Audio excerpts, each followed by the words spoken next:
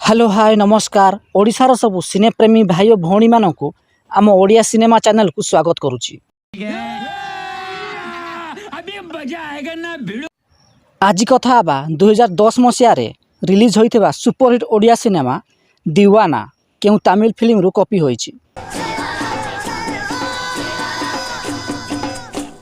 2008 मसीह release होइतिला गोटे Tamil cinema jar ना आपण माने स्क्रीन देखि पारुथिबे।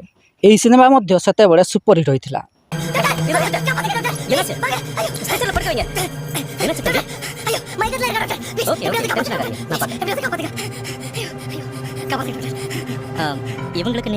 एहार 2 वर्ष परे अर्थात 2010 मसीह रिलीज होइतिला ओडिया सिनेमा दीवाना।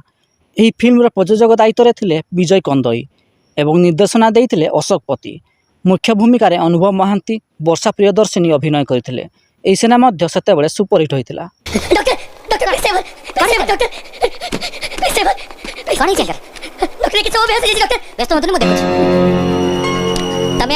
जदि वीडियोटी पसंद आस्ताय तेबे लाइक शेयर एवं सब्सक्राइब करिया को जमार भूलिबेनी।